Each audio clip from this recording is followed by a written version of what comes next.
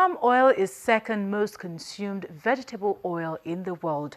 Outside of cooking, the byproduct of palm fruit is also used for various purposes, including in the construction of buildings. Years ago, Nigeria was the #1 producer. Now farmers of the crop are struggling to keep up with local demands, talk less of satisfying the international market.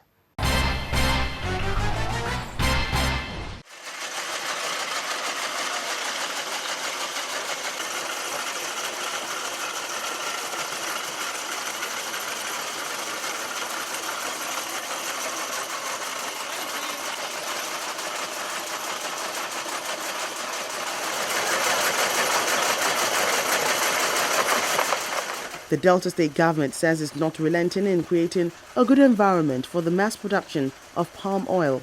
There's what we call the tractorization project.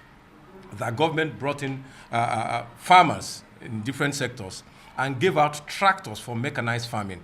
Government has also been able to create the needed cooperative through the Ministry of Commerce and Industries and giving recognition to these farmers in their various clusters. And as such, loans have been disbursed through the robust microcredit scheme that we have here in the state. And at the same time, there's a mentoring exercise, there's a farming mentoring exercise where personnel go out to teach them the new methodologies in terms of the farming. They have some challenges.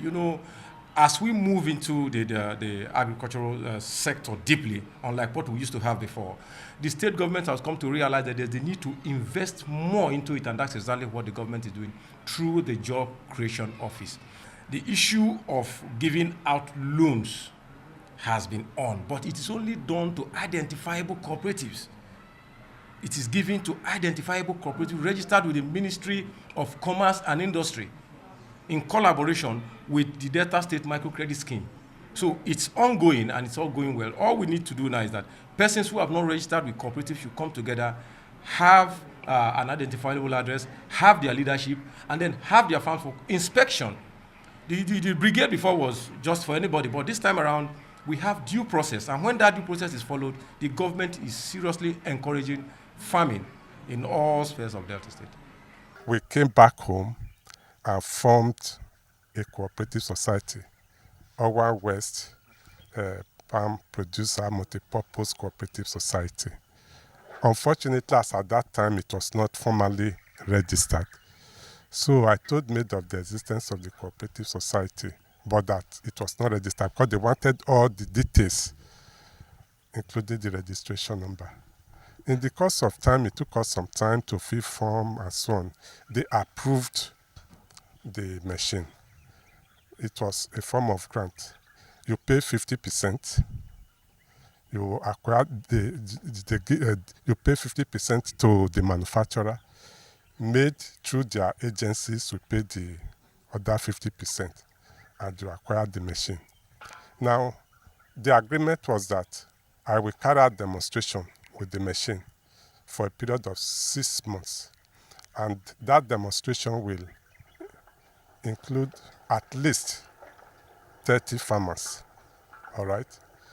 And what was the purpose of that demonstration? To introduce the machine, all right, show them how the machine works, with a view for them to develop interest in acquiring the machine. By the grace of God, through my demonstration, I think about 3 or 4 machines have been bought through Maid. And so those who are seen behind are part of the cooperative society. We are about 18 for now, and we are growing by the day. Okay, because the cooperative society is now fully registered with government. The palm tree does not just produce the red oil. There's also the palm kernel oil derived from the kernel of the same fruit. Palm oil comes from the palm fruit, while palm kernel oil is extracted from the palm seed. The best species is the hand-picked ones. You get them from Mbise side, Okigwe area. We still get from Nsoka. The rate of the hand wash from Nsoka is very minimal. So we buy mostly from Nsoka area.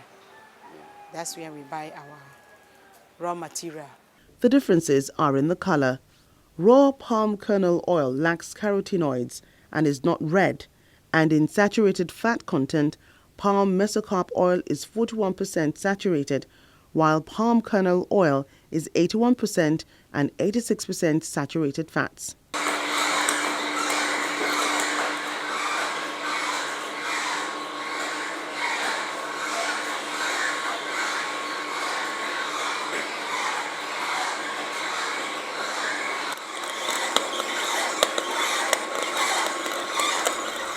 Interestingly, oil palm fruit is unique.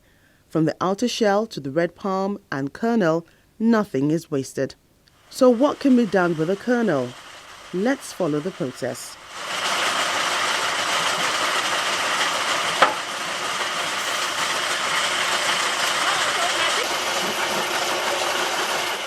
After washing, it's dried and ground into powdery form.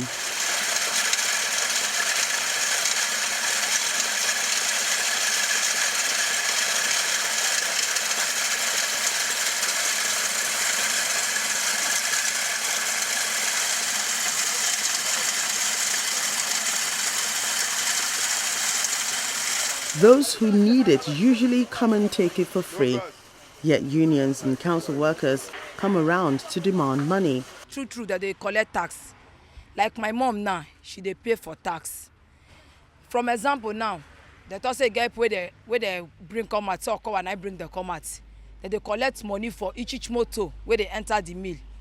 They say if you not pay, they no go fit offload the load. So we don't understand that tax because you know if you go market now buy loads with your money, you dey enter inside the mill, you won't drop the load. They go hold you, say may you pay, say whether you pay so money. And each one that now enter this mill, they pay 1,000 naira. Before they go offload, you go still pay money. Union still there, they disturb. So make the help us concerning the tax. Council still there. So like this thing now with my mother, the way they back so, you get the time they begin come here, come they disturb and say go pay. So this thing now free that they carry on, they give them money, yeah, so that the thing will come up for here. You understand? So they come the other day, they said they go arrest them. You can't need to sell this one. All of them now, they come out and make space for day here. It's all true that there is a tax regime that requires so much harmonization for the people to be on the same page with the volume of tax they need to pay. You will agree with me that before now, the level of taxation, because of the dependence of oil, to a large extent has not been very deep as it used to be. If you run the statistics with what we have in other parts of the state and in other parts of the country. So right now, what we're trying to do now is to create the needed town hall meeting where people will have to understand, and that's what government is already doing. There's going to be a town hall meeting where people will sit and understand the level and volume of their involvement, because paying your tax makes you a key stakeholder. You will agree with me that people are not overtaxed, neither are they already been undertaxed here in Delta State. It's a regime that is coming up, and the Board of Internal Revenue is already working in that direction. So the assurance we're giving to our people, I mean the farmers, the assurance we're giving to Deltans or stakeholders in the agricultural sector that are up to into this palm produce that you're talking about is that very shortly, government will do more in the area of this same tractorization.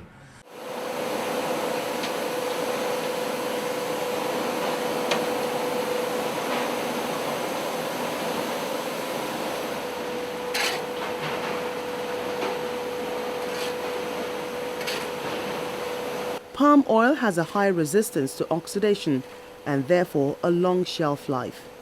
Until 1934, Nigeria had been the world's largest producer, as both small and large-scale producers participated in the industry.